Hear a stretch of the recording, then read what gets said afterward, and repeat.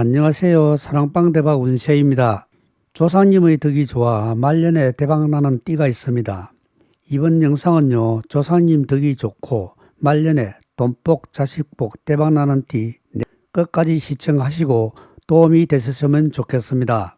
사주에서 띠는 12띠 뿐이지만 같은 띠라도 해운을 나누어 보면 10가지 띠가 각각 다르게 나타납니다.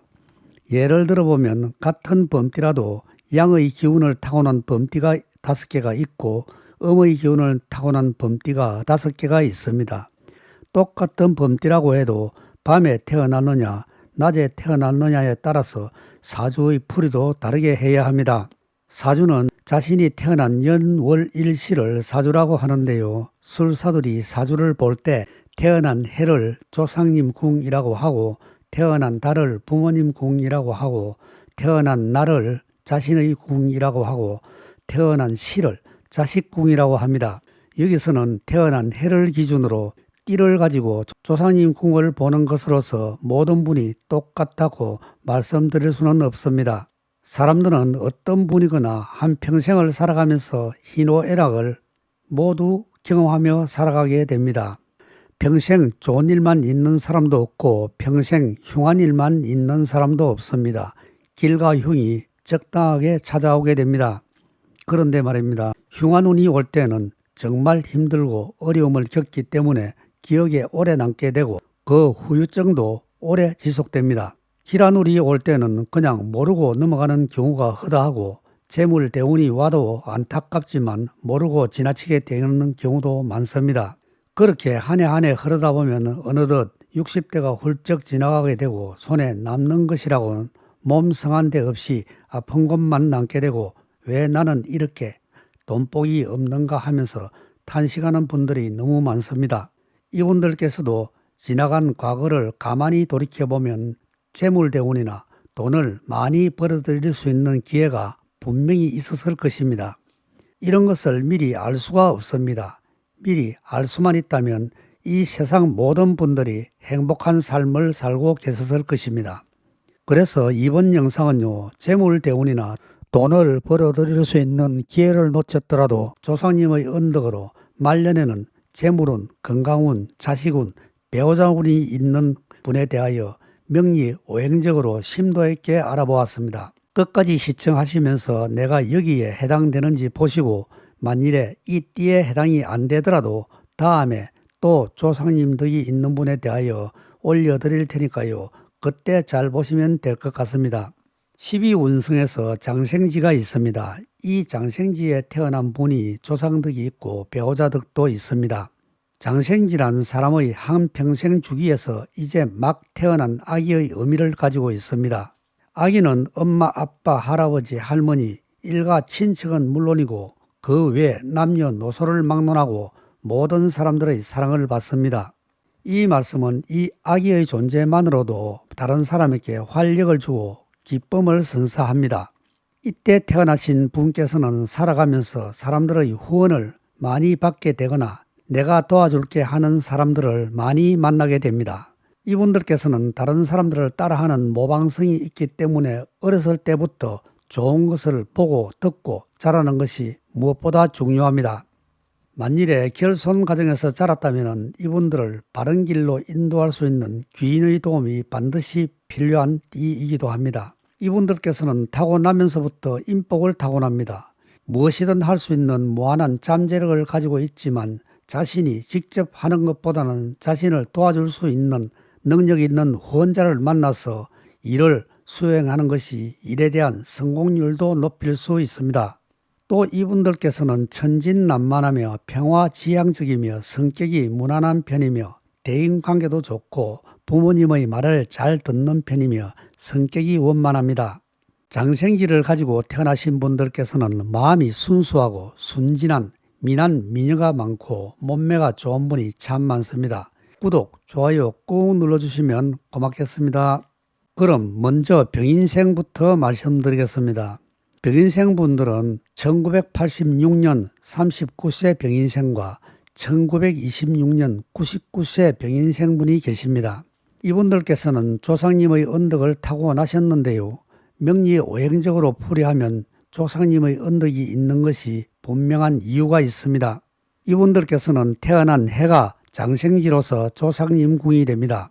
조상님의 궁이 장생지이기 때문에 조상님이나 윗사람의 언덕으로 사업이나 하는 일들이 순조롭게 진행이 될 수 있고 그로 인해 재물적으로 풍족하고 행복한 생활을 유지할 수가 있게 됩니다. 배우자 운도 좋고 자식 운도 좋아서 말년이 행복해질 수 있습니다. 병인생 분께서는 인성이 장생이기 때문에 집안이 부자인 경우가 많고 부모가 잘해주고 보살펴주고 또 항상 도와주는 사람이 있는데 본인은 1% 부족함을 느낄 수 있습니다. 또 인성이 장생이기 때문에 도와주고 싶은 매력이 있는 사람이며 사람을 끌어당길 수 있는 매력을 가진 경우가 많습니다. 타인이나 기인의 도움을 받을 수 있고 사업적으로 성공하여 말년이나 재물적으로 대박이 날 수 있는 띠입니다. 병인생 분께서는 특히 밤에 태어나신 분은 학문적으로 능력을 인정받을 수 있고 학문도 편중된 학문으로 영어나 외국어에 능통한 분이 많고 철학적인 면에서도 실력을 발휘할 수 있는 분이 많습니다. 다음은 정유생입니다. 정유생분은 2017년 8세 정유생이 있고 1957년 68세 정유생분이 계십니다. 이분들께서도 조상님의 언덕을 타고 나셨는데요. 명리 오행적으로 풀이를 하게 되면 자신의 꽃을 활짝 피운 생명력과 활력이 있으며 성격은 밝고 쾌활할 수 있지만 내면적으로는 조심성과 경계심이 약간 있을 수 있습니다. 태어나면서부터 에너지는 충만하지만 일에 대한 추진력이나 활동성은 떨어질 수 있습니다. 그러나 타고난 해운이 장생이기 때문에 장생이 자신의 뿌리가 되는 운성이므로 외유내강의 특징을 지니고 있지만 서로 중화를 잘 이루므로 사람들과 잘 어울리고 사교적인 성격을 가지고 있습니다.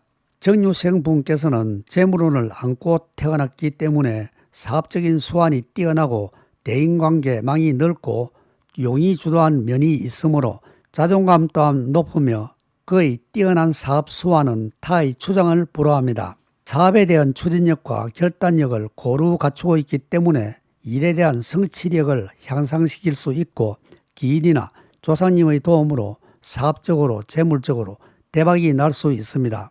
태어난 해운이 좋기 때문에 배우자 덕과 자식 덕도 자연히 따라오게 됩니다. 어떤 일이든지 끝까지 마무리하는 지구력과 인내심을 키우는 것이 중요합니다. 장생을 타고나셨기 때문에 일의 끝을 깨끗하게 처리하는 능력이 재물로는 더 크게 끌어당기는 힘이 됩니다. 다음은 무인생입니다. 무인생 분께서는 1998년 27세 무인생과 1938년 87세 무인생이 계십니다. 이분들께서도 타고나신 해운이 범띠 장생지입니다. 이분들께서는 의욕이 강하고 신념이 분명하며 목표로 전진하려는 기질이 강하게 나타납니다. 세상에 나아가고자 하는 개척 정신이 강하고 예술 계통과 문예 계통에 탁월한 재능을 발휘하는 분이 많고 사회생활을 잘하며 인품이 무게감이 있으며 직장생활이 적성에 맞고 오너보다는 참모의 역할을 잘 수행하는 편입니다. 이분께서는 천성적으로 조상님의 덕이 있고 능력 있는 후원자를 만나면 대성할 수 있는 무인생 분들입니다.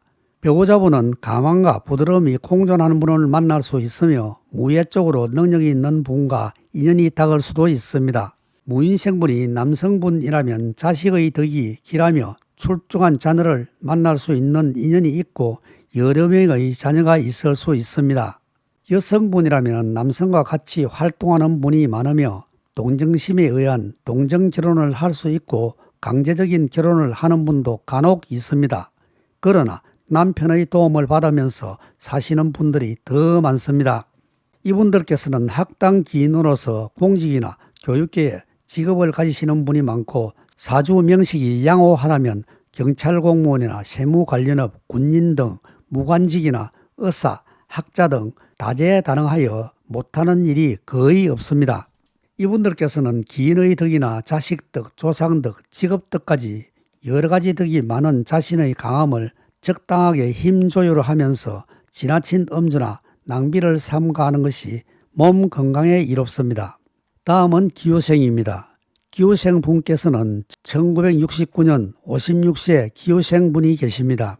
기호생 분들께서는 자신의 기분대로 일을 진행함이 있으나 신용을 중요시하며 약속을 잘 지키고 지적인 세계를 추구하는 경향이 강하게 나타납니다.